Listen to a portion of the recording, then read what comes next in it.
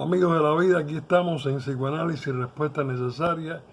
Hoy con algo muy interesante. Seguimos en la esquizofrenia, pero vamos a hablar del problema del pronóstico, es decir, sobre el tratamiento, sobre la cura de la esquizofrenia, ¿no? Con respecto al psicoanálisis también. Dice así: la dificultad de lograr una exacta comprensión de la economía de las fuerzas que determinan el curso de la psicosis, llamémosla locura, hace que el pronóstico sea verdaderamente difícil. Aun cuando consigue restablecer relaciones, el esquizofrénico puede seguir propenso a un colapso en el caso de producirse nuevos acontecimientos precipitantes, lo que le llamamos los factores precipitantes.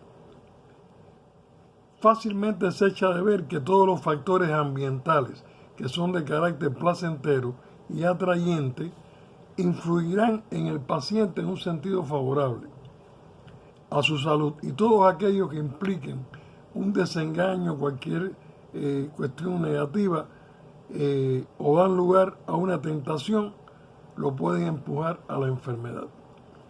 En cambio, es mucho más difícil precisar qué factores concretos serán de carácter placentero y atrayente para el paciente, ya que muchos pacientes perciben como una amenaza experiencias que serían atrayentes para una persona normal.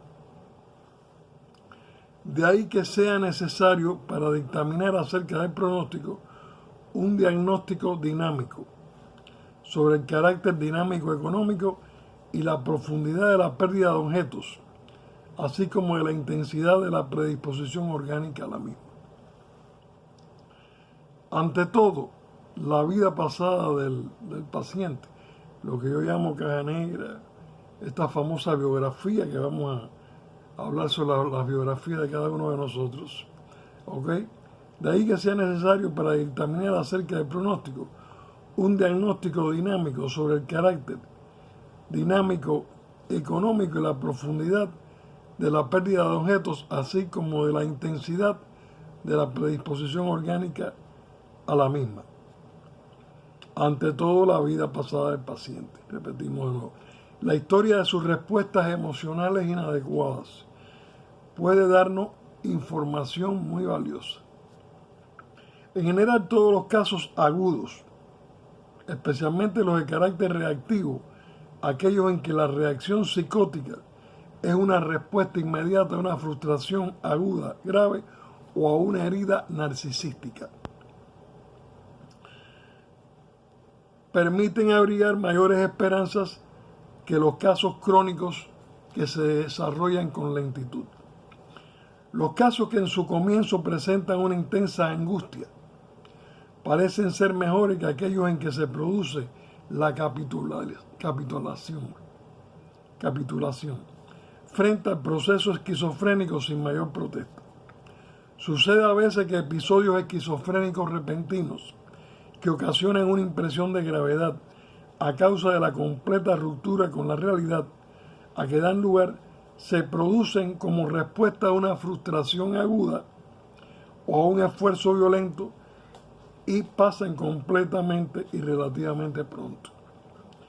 Probablemente este tipo de episodio esquizofrénico agudo de pronóstico favorable sea la forma en que ciertas personas perturbadas reaccionan a un esfuerzo excesivo. El hecho de que el carácter agudo sea más favorable explica la paradoja de que a veces casos que parecen mucho peores tengan un pronóstico mejor que una apatía paulatinamente desarrollada. Pero no todos los comienzos agudos de psicosis son favorables. Ocurre con frecuencia que un comienzo aparentemente agudo ha sido preparado por un largo desarrollo prepsicótico que no llamó oportunamente la atención a los observadores. Las catatonias periódicas, diagnosticadas a menudo como una mezcla de esquizofrenia y de estado maníaco depresivo, llamados hoy en día bipolar, son también favorables en la medida en que los respectivos ataques pasan espontáneamente. Por eso, aparte del conocimiento de la historia íntegra del paciente, es el conocimiento acerca de la índole y el curso del primer ataque psicótico lo que proporciona el medio mejor para hacer el pronóstico sobre el curso probable de ataques ulteriores. Esto no puede ser utilizado naturalmente en el caso de un primer ataque. Muchos ensayos de carácter estadístico se han hecho en el terreno de la psiquiatría descriptiva, con el objeto de establecer criterios para el pronóstico. Desde el punto de vista analítico, ningún criterio aislado puede ser considerado como decisivo. Lo que es decisivo más bien es el juego recíproco de todos los factores, es decir, la economía psíquica del paciente en su conjunto. Bien, ahora venimos con la teoría psicoanalítica en lo que es la terapia psicoanalítica, ¿okay? En el caso de la esquizofrenia. No hace mucho tiempo se consideraba como un hecho indiscutible que aun cuando el punto de vista psicoanalítico, oigan bien esto, acerca de la esquizofrenia podía ser de la mayor importancia científica, el psicoanálisis como terapia, oigan bien, en los casos de psicosis resultaba inútil.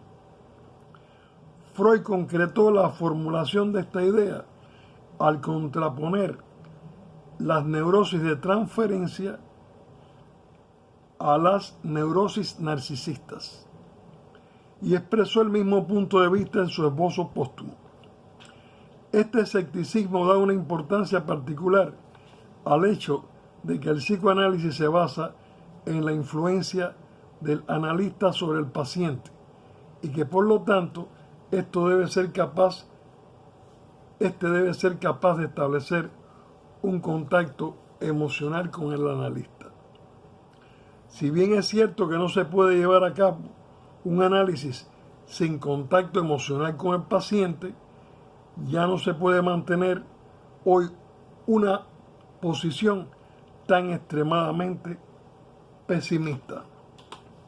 Vamos a llegar hasta aquí, amigos de la vida, porque es sumamente interesante la cuestión del pronóstico y la cuestión de la terapia psicoanalítica en la esquizofrenia.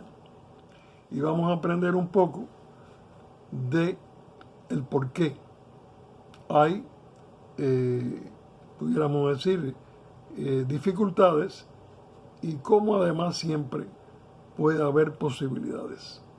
Y vamos a hablar un poquito de esa terapia, incluso vamos a hacer una extensión y vamos a hablar por primera vez, creo que lo hablé al principio en uno de mis videos, de algo que le llaman psicoterapia de análisis directo, que viene a ser técnicas psicoanalíticas aplicadas a la psicosis.